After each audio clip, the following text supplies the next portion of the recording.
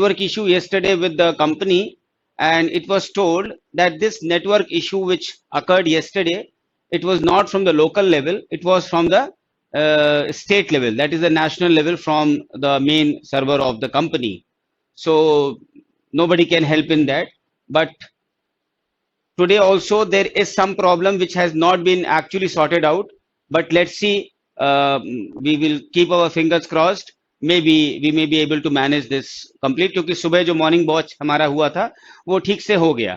So coming to the point, Henry James, हमने कल वाली क्लास को डिलीट करा दिया है वहां से, उसका कोई पर्पस नहीं है. सो उस क्लास को आप मत देखिएगा, मतलब है ही नहीं वो. So that class will be today's class. जैसा कि हम लोग कर रहे थे Henry James.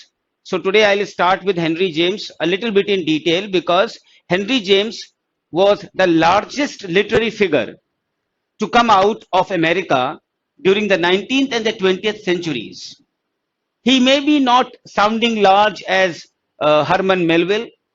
He did not have Melville's global vision, and his large, or you can say his largeness, stemmed rather from the literary territories, and at a time when American literature was still young and certain of its writers were still sharpening their pens, Henry James crossed from the new world to the old and was able to take his seat at the table of fiction beside George Eliot. Okay, Henry James wrote for 50 years. He was a prolific writer and several times glutted his own market in the magazines. Never a bestseller, as we know the bestsellers today. He was fortunate in being born into an affluent family, but from his early 20s, he began to earn his own way, and wholly by literary work. He was alone among the major American writers in never seeking any other employment, because he was devoted to his art, and his productivity did not influence his meticulous style. Clear? Literature for him was the great repository of life, and he believed that if the novel is the mirror in a roadway, it reflects not only the panorama of existence, but the countenance of the artist in the very act of experiencing the world around him.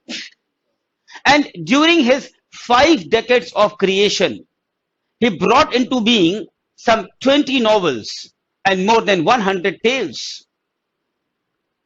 R.P. Blackmore has imaged him as a sort of Shakespeare of the novel, in the power with which he brought into being at the century's turn, with extraordinary rapidity, and his 3 magisterial works. Pehla, The Ambassadors, The Wings of the Dove, and the third, The Golden Bowl. As Shakespeare set down in fast succession his 3 great tragedies at the turn of other century. René Vellec, you must have heard the name of René Vellec, has spoken of James as a kind of American Goethe. बहुत बड़ी बात कही. And such a continuing reassessment of James' reputation, so recently set aside and disparaged, may bring him to his proper place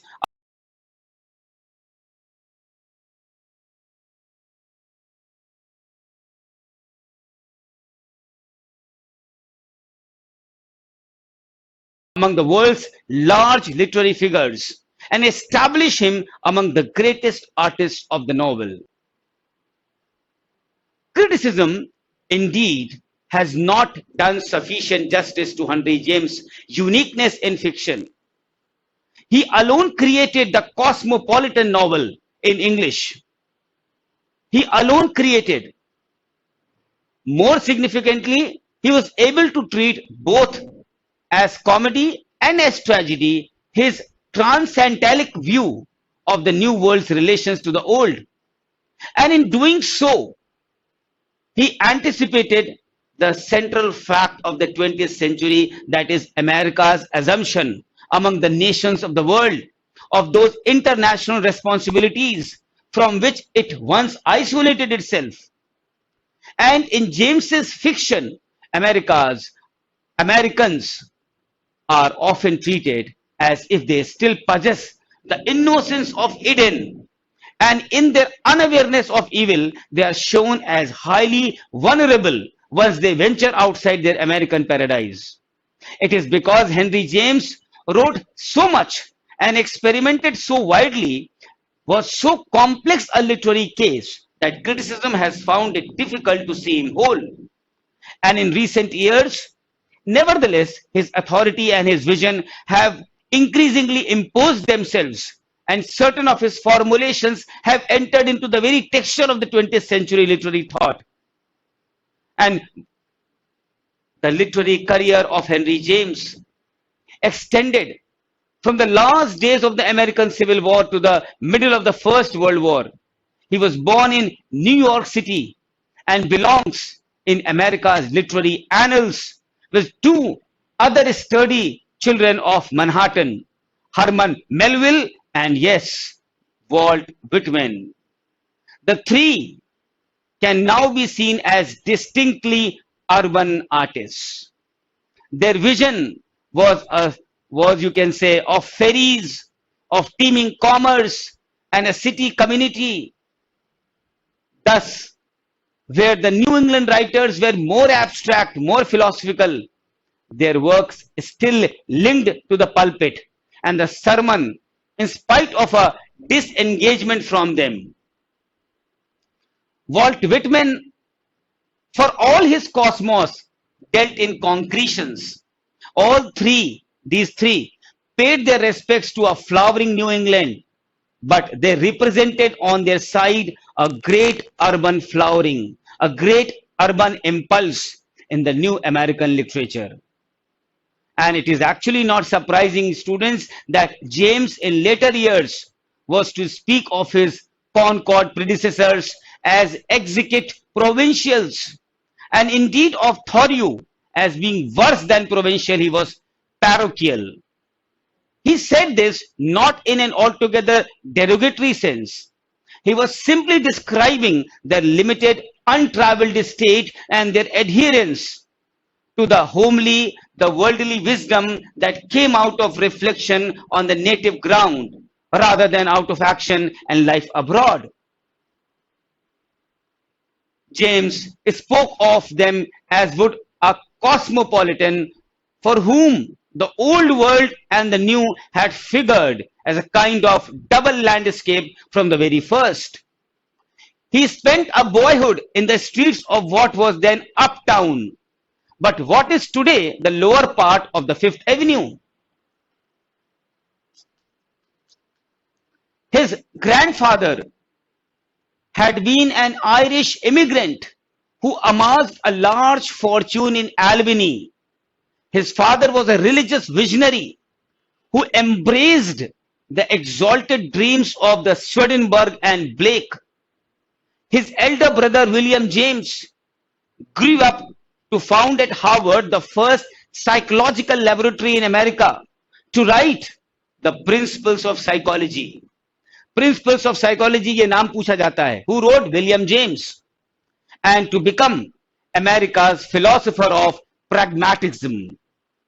And the senior Henry James had a comfortable income and was a restless wanderer.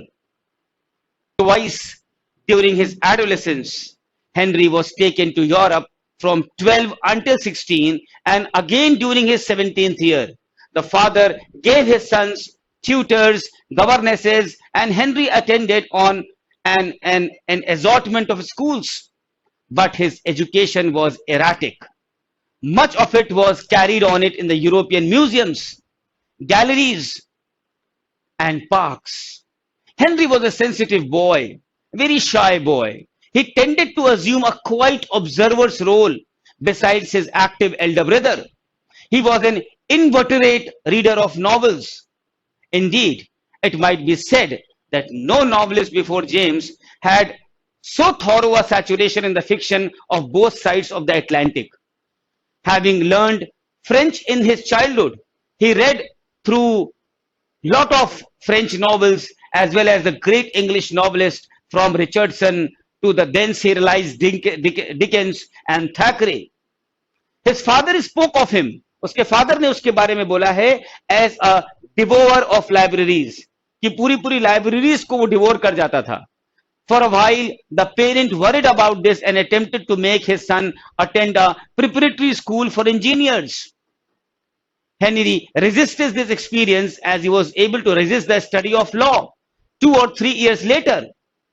He wanted to be simply literary, and he realized his goal more rapidly than might have been expected. And there is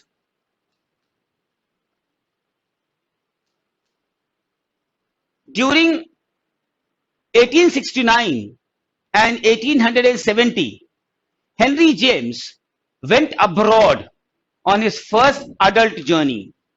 He was 26 years of age and the experience was unforgettable.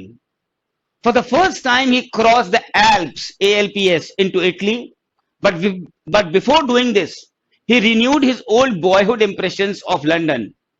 Here he found Charles Eliot Norton, the Harvard professor of fine arts, who had published him in the North American Review. And through Norton, he met William Morris, he met Rossetti, and even Ruskin. He also paid a call on Darwin, and as he traveled, he gradually became aware of the theme that was to be central to his writings. He observed his journey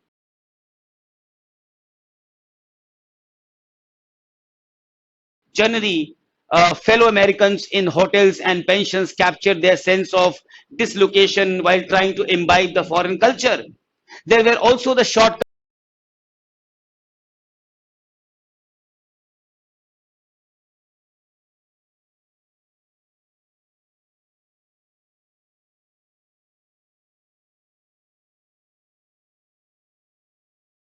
of American innocence. And on the other hand, James was not blind to certain other aspects of the life abroad. It is striking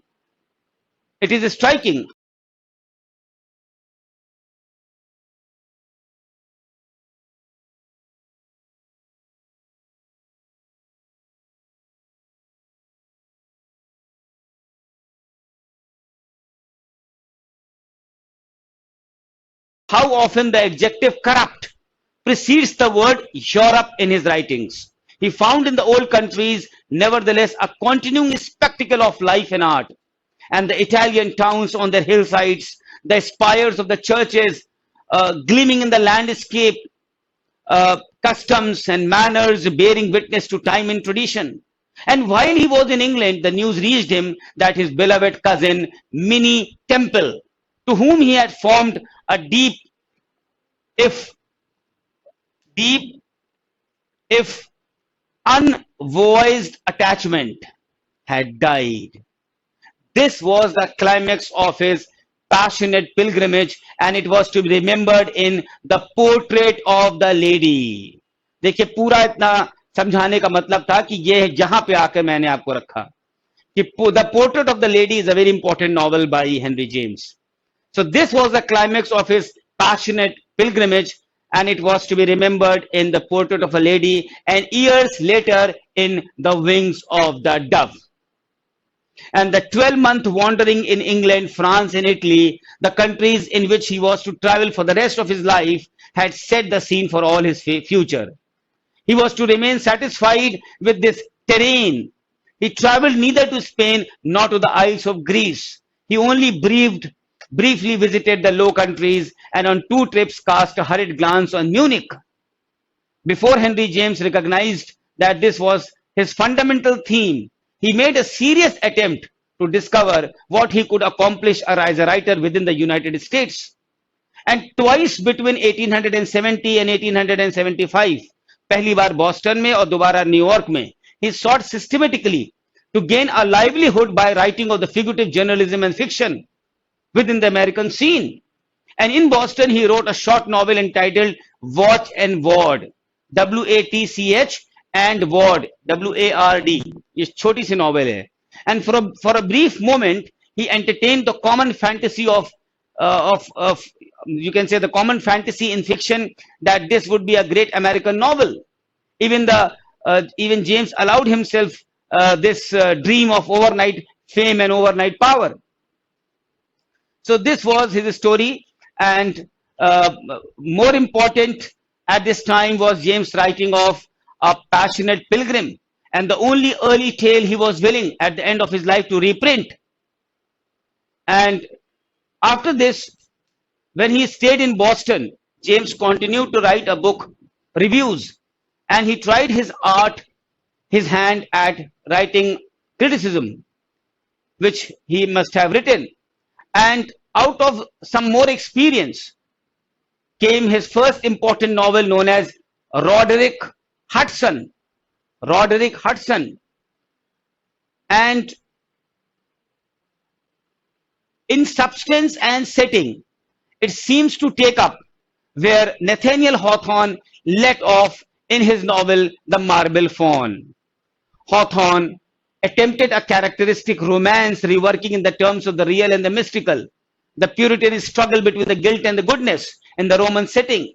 James, on the other hand, wrote a novel romantic in theme, that of an American artist destroyed by his passion for a beautiful woman, yet realistic in its painting of the American art expatriates in the Holy City. And on a deeper level, Roderick Hudson reflects the conflicts experienced by Henry James at this time in his search to discover what it meant to be an American and an artist at this moment of history. The novel was completed in New York in 1875 and ran through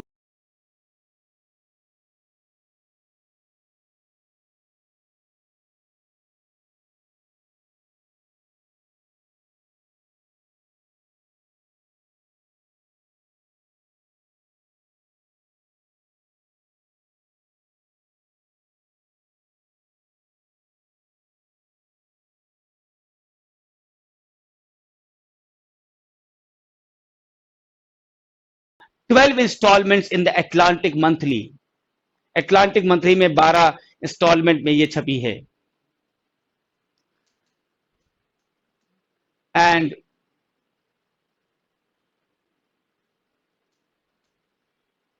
this is, I think, students, more than enough for any student to know much better than or whatever I taught you in this, I think, 20 minutes lecture.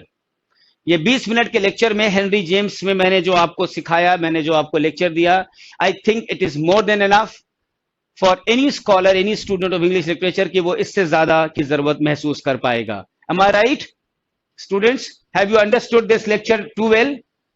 Just message me. Good afternoon all of you.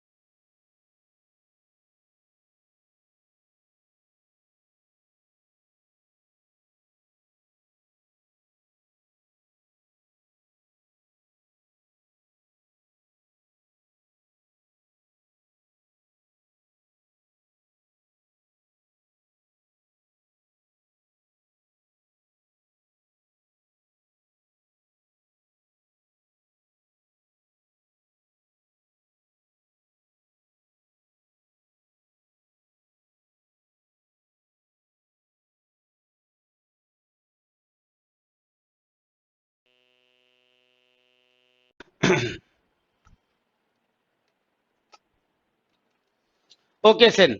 So we will continue now with the next, that is Edward Elby. Edward Elby आप लोगों ने शायद MA final में भी पढ़ा होगा. He is one of the greatest American dramatists.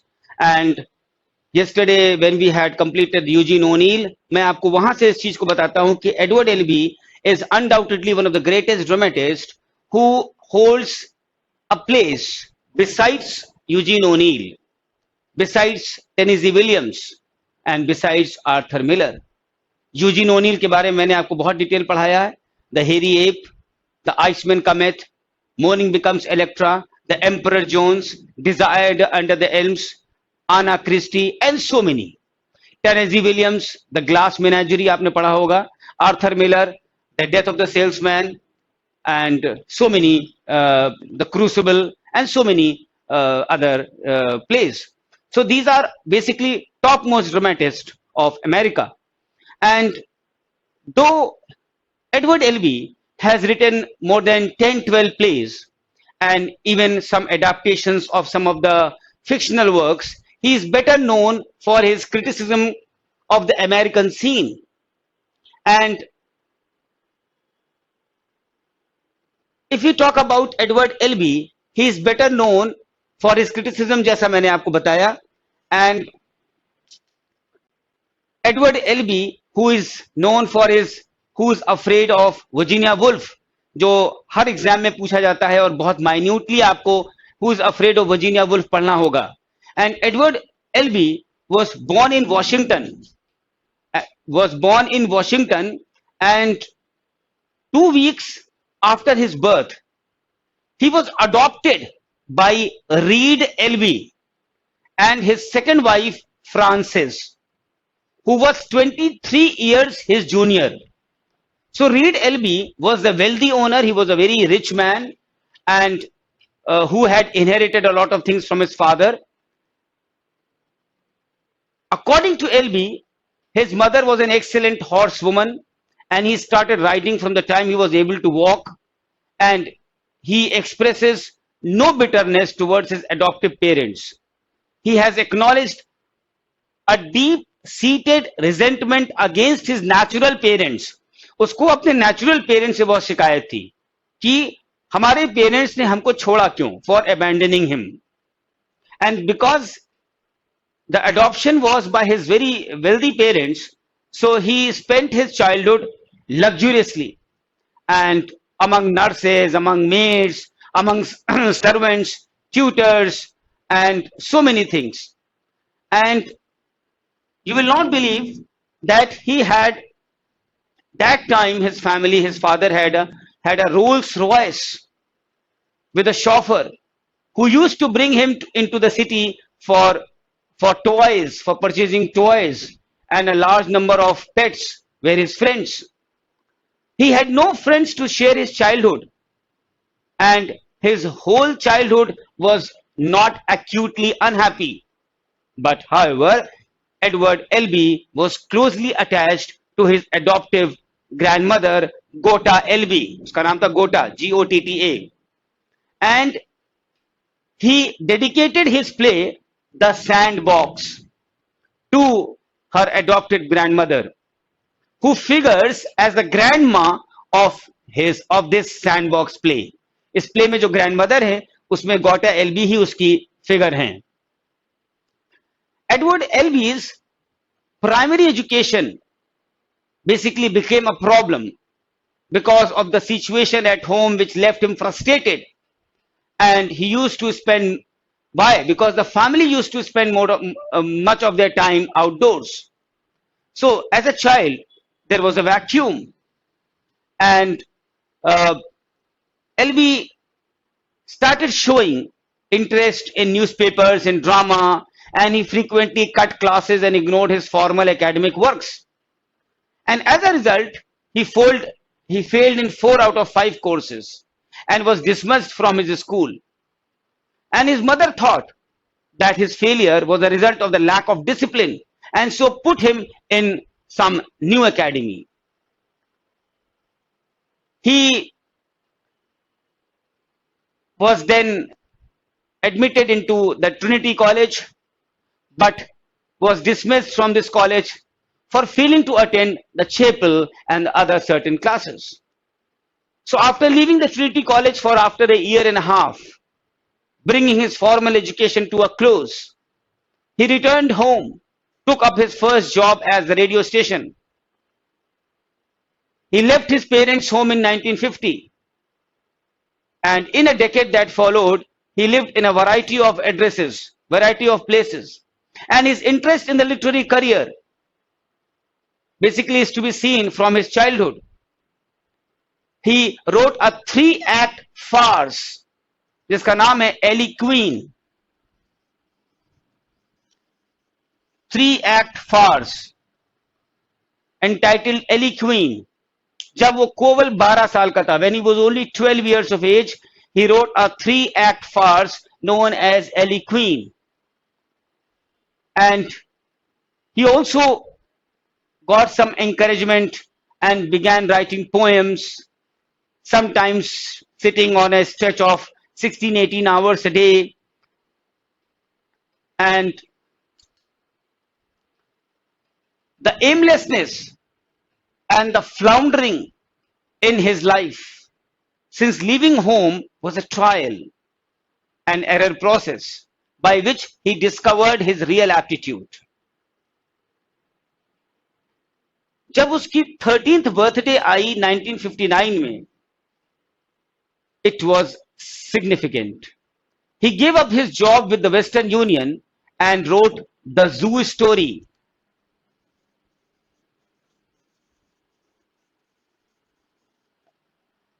The Zoo Story in 3 weeks. And the Zoo Stories premiere occurred on 28 September 1959 in Berlin. और बाद में उसको कोई awards भी मिले. But after the Zoo Story, he wrote other plays too and rose as a major American dramatist in the 1960s, getting more prominence and recognition for his one-act plays. He used to concentrate on the American urban upper middle class life with no fixed locality as such. The Zoo Story, Tiny Alice, these two plays explore in the existential terms the life situation of the modern man, the basic conflicts of the modern man and problems. Then The American Dream, 1961. Who's Afraid of Virginia Woolf, 1962. And A Delicate Balance, 1966. This Delicate Balance, it is a satirical attack on the American myth of perfection of its ideals. So, ये बहुत important works हैं इसके, and his most notable plays were A Delicate Balance and Seascape, SEASCAPE,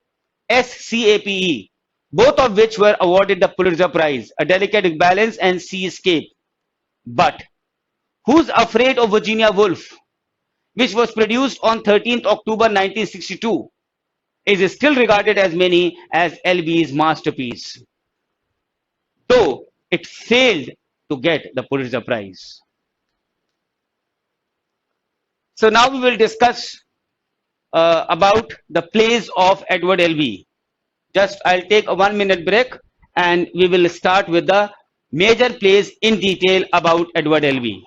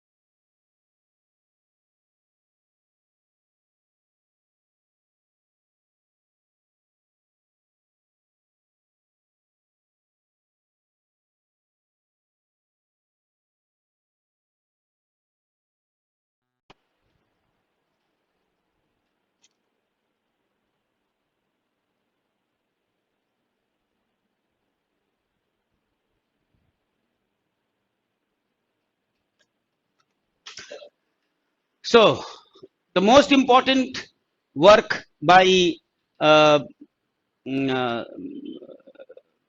Edward Albee is Who's Afraid of Virginia Woolf, जिसमें आप अक्सर इसमें papers में question भी पाएंगे. It was actually a full length play which consisted of how many acts? It consisted of 3 acts, which was produced in New York in 1962 and became a great success. The play is very serious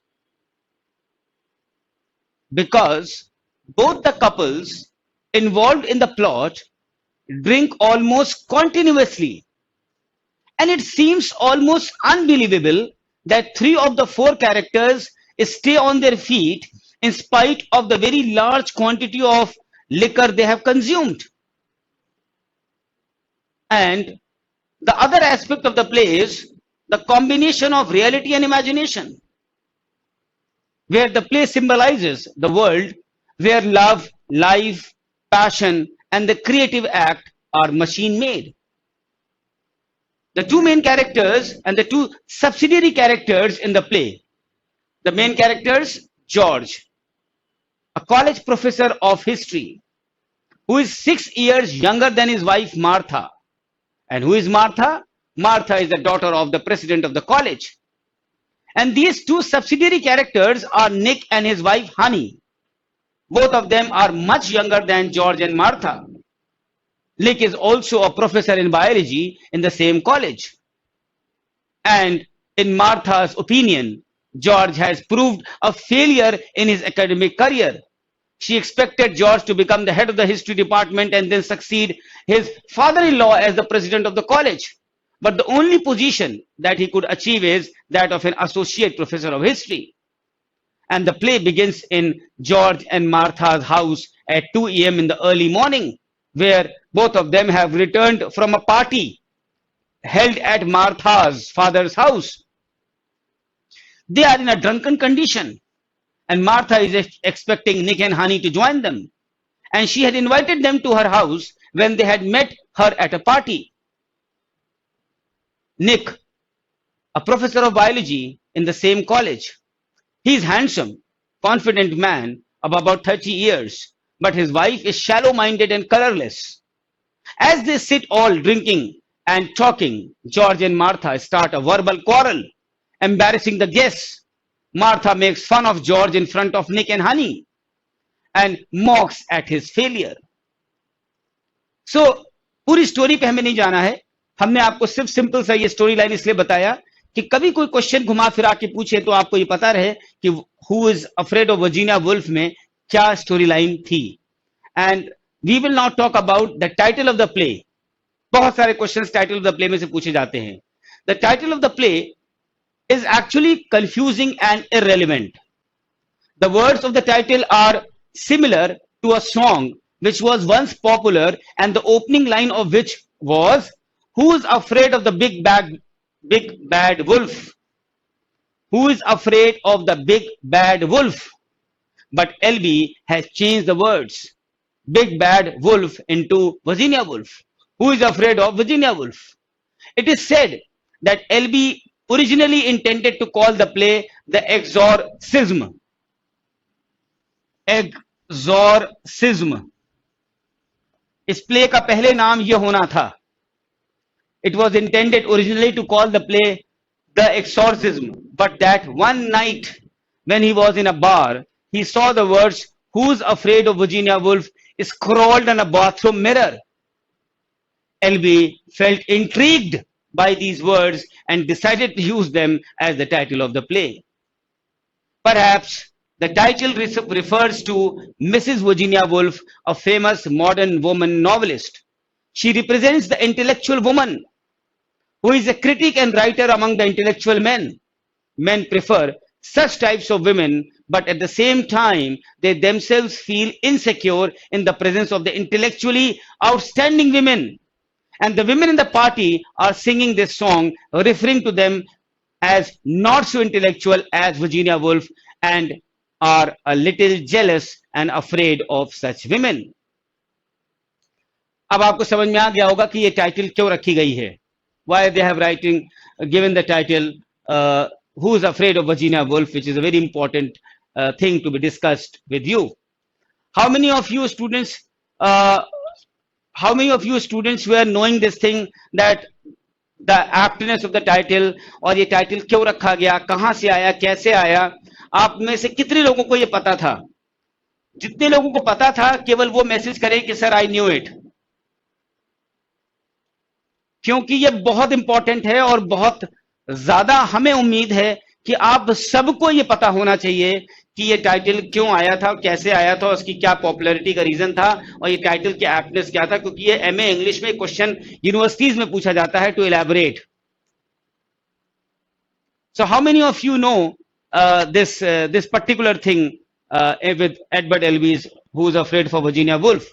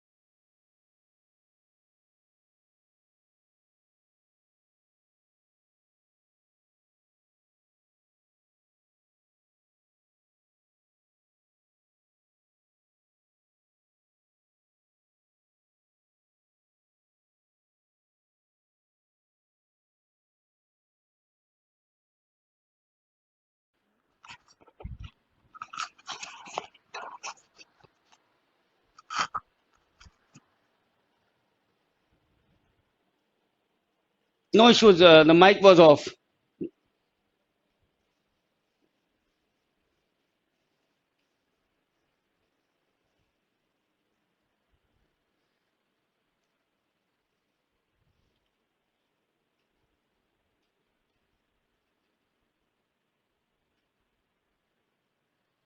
Okay.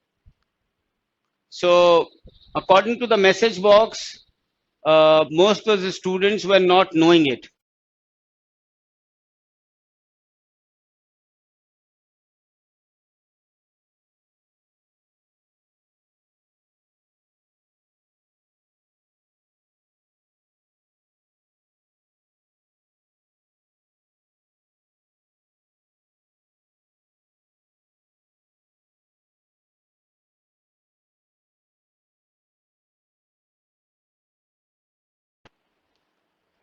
Is it all okay?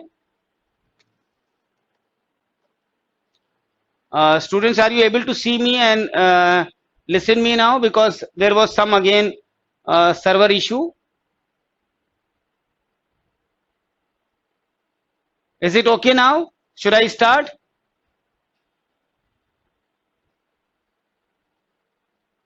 Should I start, students? Are you getting my voice and the picture clear?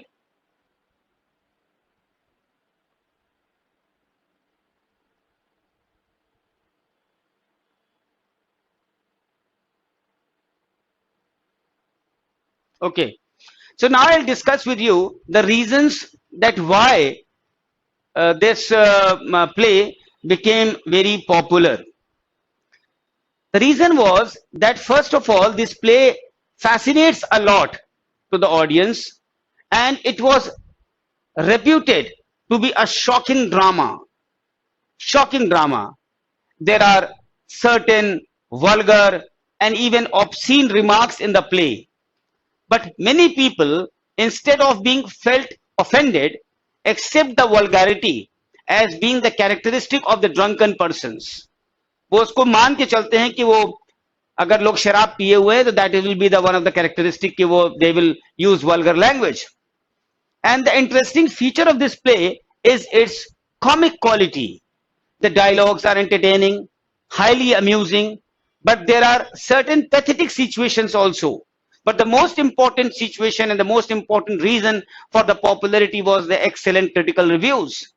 And several critics described LB as a great successor to Eugene O'Neill. Many started drawing characterizations, the naturalistic dialogues, and so many things. And the play was awarded the numerous prizes, and it was actually a profitable business for a long time. And you will not believe that the production of this play, when it closed, it had a total of 664 performances, 664, and an estimated profit of more than $700,000. 700,000 and then dollars. So just imagine it. So this was detail about Edward Elby's The Best Play, Who's Afraid of Virginia Woolf. Now I'll talk about some of his other plays. जैसे एक play है The Death of Bessie Smith. The Death of Bessie Smith, इसमें जो dominant theme है वो है racialism. और इसकी जो प्रोटैगनिस्ट है वो है एक नीग्रो सिंगर जिसका नाम है Bessie Smith. And Bessie Smith is killed in the car accident, and in this play she is shown as a victim of the racial intolerance in the southern states of USA. Clear? And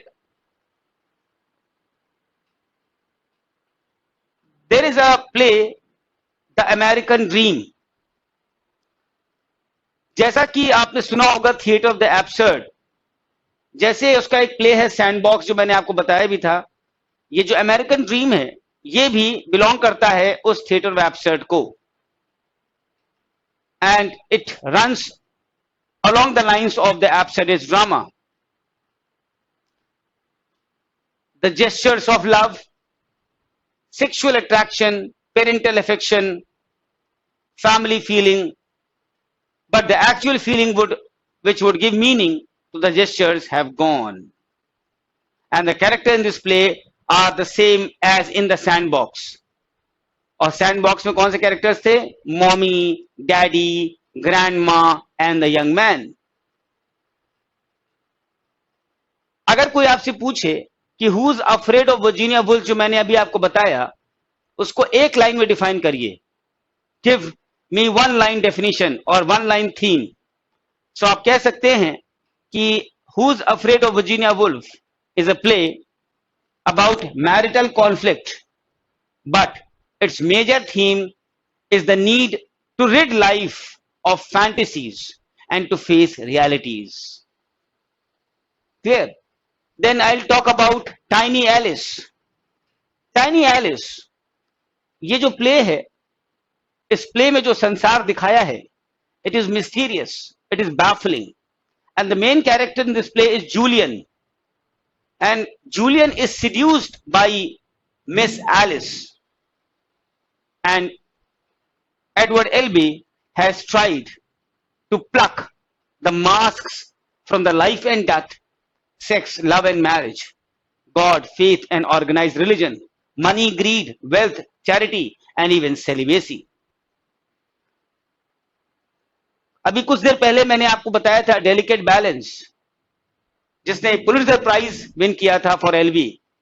and this delicate balance concerns a family of 4. Tobias, Tobias, उसकी wife थी Agnes, बहुत dominating है. The daughter Julia is a much divorced woman, and Claire, Claire, is the alcoholic sister of Agnes. तो चार लोगों की कहानी है. And the problems of this family are aggravated when they are visited by a married couple who are their friends. And there is a good deal of comedy in this play. So मैंने बहुत कुछ cover कर लिया है students, और last में एक और आपको इंपॉर्टेंट, जैसे अभी मैंने बताया आपको, Pulitzer prize winner Seascape. Seascape में Albee is familiar, LB is familiar psychological territory, two couples confronting themselves as they confront each other, is altered by a rather extraordinary feature. And here two great sea creatures who have the gift of speech are one of the couples. So ये छोटी सी कहानी है सी escape की, और लगभग सभी मैंने आपको कवर कर दिया है. सभी मैंने लगभग कवर कर दिया आपको इसमें. अब आप हमारे स्टडी मटेरियल में जाइएगा और उसमें जहां पे भी हमने ये दिया होगा उसको वहां से पढ़िएगा. आपको बहुत सारी चीजें एक्स्ट्रा भी मिल जाएंगी वहां से, और जो इनपुट हमने दिया है आपको वो कभी आप भूलेंगे नहीं. You will never forget what I have tried to give you in this lecture for Henry James and Virginia Woolf. So in my next lecture I think I would go for, अच्छा चलिए एक suggestion दीजिए students, should I go for Emily Dickinson, Robert Frost or Walt Whitman like I have done today, or should we skip it and go for something else? Would you like to get lecture on Walt Whitman, Robert Frost, Emily Dickinson, Wallace Stevens, or you would like to go for the other literatures? Because हमें बहुत कुछ करना भी तो है. तो चूंकि ये सारी चीजें हमारे स्टडी मटेरियल का हिस्सा हैं ऑलरेडी, तो हमें आप बताएं, थोड़ा गाइड करें कि yes sir we would like, or no we will manage it. You give something which is even more precious. So accordingly I will plan and give you something which is even more precious, in spite that every of my lecture is precious for every student of English literature.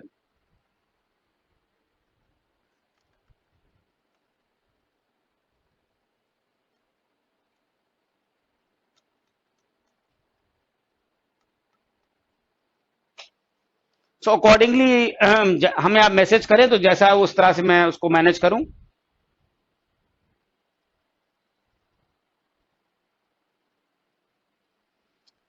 और जिन students की preparation अच्छी हो चुकी हो, जिनको लगता हो कि हाँ हमें बहुत अच्छे से आ गया है, then I would advise you only to get the online mock test series from the website. वो आपके पास एग्जाम के समय तक रहेगा. उसको एक बार आप सॉल्व करें, 4 बार करें, 10 बार करें, वो आप ही के पास रहेगा till the last day of the exam. So students, आपने अभी तक मुझे बताया नहीं. Just tell me fast. Few of them tell me fast that would you like to go for Robert Frost, Emily Dickinson, Wallace Stevens, Mark Twain, etc., etc.